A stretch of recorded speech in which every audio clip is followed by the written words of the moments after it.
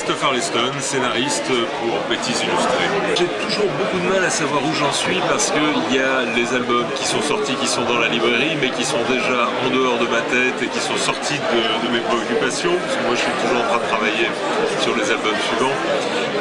Là, pour les fêtes, comme chaque année, il y a eu un Troll de Troie, il y a eu un Lanfeust, il y a eu un Naufrage d'Ithac, il y a eu le tome 1 d'une nouvelle série, Sangre, qui, pour la première fois, me permet d'aborder le thème de la vengeance en faisant quelque chose d'un petit peu moins humour que ce que je fais d'habitude. Quoi d'autre Echo, la série avec Alessandro Barbucci, dont le noir et blanc est sorti, mais la couleur ne sortira qu'au printemps. Chimère, on est en train de terminer le dernier tome, qui donc sortira à l'automne prochain, ce qui nous permettra de clore la série. Je garde là-dessus une confidentialité totale. Donc j'ai absolument aucune idée de où ça se finit. J'ai des étapes, j'ai des points où je peux terminer l'histoire si je veux. Mais j'en ai pas très envie. Pour moi, j'ai vraiment envie d'avoir ce planète fantasy ouvert et ce côté exploratoire à chaque fois d'endroits différents.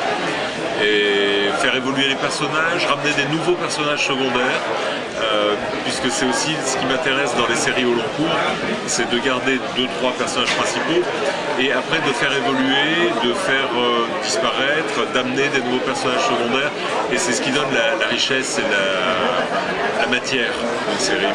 Oui, il y a un petit côté un peu politique dedans, il y a des enjeux que je m'amuse à traiter sous couvert de politique galactique, mais qui sont quand même des enjeux réels. Et depuis que Palpatine a été élu président des États-Unis, quand même tout se télescope un petit peu. Hein. Et voilà, et en même temps, là, le prochain tome d'Ithac, par exemple, ça va être juste un road movie sur cette planète où ils vont devoir aller d'un point A à un point B en passant par un certain nombre d'endroits assez marrants.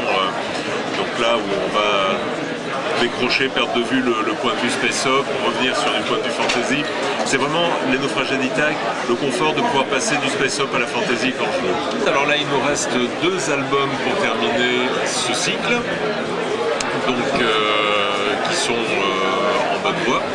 Après quoi, il y aura un cycle suivant, comme toujours, une 3e histoire de Lanfeust, puisqu'à chaque fois, pour moi, chaque cycle, c'est une saison, pour parler en termes de série télé maintenant. Donc on va attaquer notre 4e saison dans 2 ans, mais on est déjà en train d'y travailler, déjà en train d'en parler, avec un côté peut-être un peu plus déconnant. Dans la 3e série, on a eu des moments assez durs, on a fait évoluer Lanfeust psychologiquement, il en a un peu pris plein la gueule. Il y a toujours eu de l'humour, hein, bien sûr, mais il y avait des passages un peu durs, et pour la 4e série, pour le moment, on va peut-être changer d'avis d'ici là, on a envie de repartir sur quelque chose de plus léger et d'encore plus parodique, puisque l'idée de base, c'est qu'il va y avoir on a dans les personnages une des épouses de Lanfeust, c'est une conteuse. Et elle chante de temps en temps l'histoire de Lanfeust, puisqu'il est devenu une légende, il y a des ballades sur lui. Et elle va commencer à raconter des épisodes qu'on a vus, nous, qu'on connaît de Lanfeust de Troie, mais tels qu'ils sont racontés dans les chansons et dans les ballades. Complètement, évidemment, magnifiés, qui n'auront plus rien à voir, et au milieu, Lanfeust qui sera là avec « mais non, c'est pas ça, pas comme ça que ça s'est passé ». Donc ça va être une trame de base, un running gag qu'on va retrouver souvent, avec des morceaux de récits de Lanfeust de Troie, mais tels que l'imaginaire populaire les a représentés, et en même temps une trame de fond, évidemment, une aventure où on va, pour une fois, partir vers le sud, puisque tous les gens qui connaissent la carte du monde de Troie savent que l'équateur est en bas de la carte, et que donc il y a tout un hémisphère sud qu'on n'a encore jamais montré. Le jour où on en aura marre, tant qu'on s'amuse, on continue. Ça, c'est la règle est là. Alors Sangre, c'est une histoire assez différente de ce que je fais jusque-là, puisque c'est une histoire assez dure, dans laquelle il n'y a pas d'humour pour le moment. Il y en aura peut-être un petit peu petit à petit, mais pour le moment, il n'y en a pas. C'est une histoire de vengeance, l'histoire d'une petite fille dont la famille est massacrée alors qu'elle a 7-8 ans.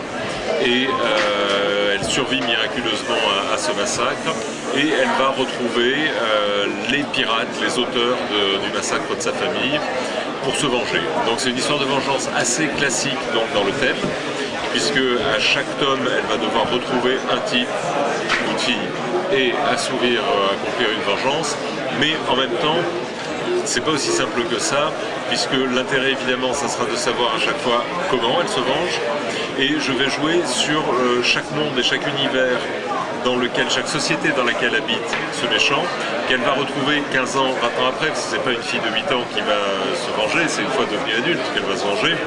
Les gens auront évolué, les gens peuvent être devenus complètement des gens différents, et donc ça va être en même temps une manière de poser cette question de la vengeance, qui est quelque chose qui m'a toujours assez fasciné. J'ai écrit 170 bouquins, j'ai jamais traité de ce sujet-là. C'est quelque chose, c'est un sentiment qui m'est complètement étranger et qui m'interpelle justement parce qu'il m'est étranger. Donc essayer de comprendre comment ça marche, pourquoi cette violence. Alors la violence, je marche dans le personnage de la petite fille parce qu'elle bégaye depuis le jour de cette attaque. Plus elle va avancer, moins elle va bégayer. Je veux montrer comme elle va accomplir sa vengeance comme une sorte de thérapie, mais qu'en même temps elle va apprendre en humanité en même temps. Enfin voilà, c'est un grand projet assez ambitieux là-dessus. Il y aura 8 albums. Là, le premier album est une mise en place évidemment de tous les premiers éléments, et en plus ça sera vraiment l'occasion de trouver à chaque tome un twist intéressant sur le principe de la vengeance. On avait pris le parti, comme il n'y avait pas d'humour, d'avoir un dessin légèrement plus réaliste chez Adrien. Et il fallait que ce soit un peu plus touchant, qu'il arrive un peu plus à aller dans l'intime et dans l'émotion avec les personnages. Adrien a un dessin toujours très très élégant, il fait toujours des personnages, c'est un des problèmes que j'ai avec lui, on en discute souvent, tous ses personnages sont beaux, il a du mal à dessiner des laits. Alors pour l'emmerder, je le traite de géniste, mais voilà, je veux qu'il arrive à sortir des personnages plus humains, plus expressifs, qui permettent d'étaler une palette de sentiments plus complexe. Je ne sais pas quelle image j'ai, donc déjà je ne me pose pas la question. Non, je fais les choses au fur et à mesure des envies. Quand j'ai fait Chimère, qui n'avait rien à voir avec l'Enfeust ou avec les trolls, c'est parce que j'en avais envie aussi. Non, je crois que globalement mon image, ça reste celle de quelqu'un qui fait de l'humour et de l'heroic fantasy. Après, je fais des choses différentes, mais allez, je veux te dire le grand secret, j'en ai rien à foutre de mon image. C'était une période qui convenait très bien à cette histoire-là. C'était vraiment l'adéquation. Non, moi, ma période historique préférée, c'est Antiquité tardive et au Moyen-Âge. Les cours de M. Paul-Albert Février à la faculté d'Aix-en-Provence, auxquels j'allais assister en auditeur libre. Non, c'est vraiment moi ce que j'adore, c'est tout ce qui est entre l'an 500, 600 et 900. Voilà, c'est la grande période du flou, de l'époque où toute l'Europe est encore extrêmement romanisée, même si l'Empire romain s'est écroulé. Et contrairement à ce qu'on croit, c'est pas du tout les ténèbres du Moyen-Âge. Enfin, il y a là vraiment des périodes fascinantes sur lesquelles j'aurais très envie de travailler, mais bon, on ne peut pas tout faire. Par exemple, sais-tu que les monastères étaient mixtes jusqu'à l'an 1000, que les curés étaient mariés jusqu'à l'an 1000. C'est autour de l'an 1000 qu'un pape a décidé que finalement les curés devaient être célibataires. Il y aurait des tas de trucs à faire. Tu imagines mettre en scène un monastère mixte à l'époque, ça a existé réellement, surtout dans les églises gaéliques, mais ça serait passionnant. Pour le moment, j'essaye de ne pas trop me disperser, c'est-à-dire que j'ai toutes les séries en cours. Là, je vais finir Chimère, j'ai toujours Blooden, j'ai toujours les Trolls, j'ai toujours l'Enfeust, j'ai toujours Ithac et Cendre maintenant. J'en oublie en plus.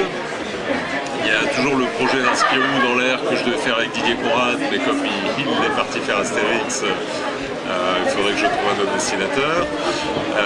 Il y a beaucoup de choses. J'ai écrit un roman cette année, je me suis beaucoup amusé avec ça aussi. Donc j'aurais en plus envie de trouver le temps d'écrire un autre roman, un polar cette fois pour changer un peu. Des envies, il y en a énormément. Après, il faut que j'arrive à gérer mon temps au quotidien. M'inspirer, non, parce que j'ai plus l'âge. Tu sais, tu es perméable jusqu'à 20 ans, je pense. Tout ce que tu lis étant enfant, c'est ce qui t'imprègne le plus, évidemment.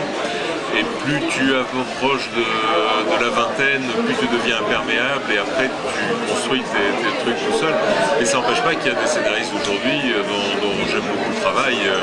Il y a Fabien Wellman qui pour moi est un très bon scénariste. Zidrou qui fait de très bons albums. Je sais pas, bon après évidemment Jean Van Damme. Et puis pour moi le dame, le grand, c'est Pierre Christin. Je fais partie de tous ceux qui chaque année votent pour que Pierre Christin ait le Grand Prix d'Angoulême, parce que c'est vraiment quelqu'un qui le mériterait. Quand on est à la fois le scénariste de Valérian d'un côté, mais des Phalanges de l'Ombre Noire et de Partie de chasse de l'autre, s'il y a bien un type qui a montré que c'est un grand bonhomme dans le scénario, c'est lui.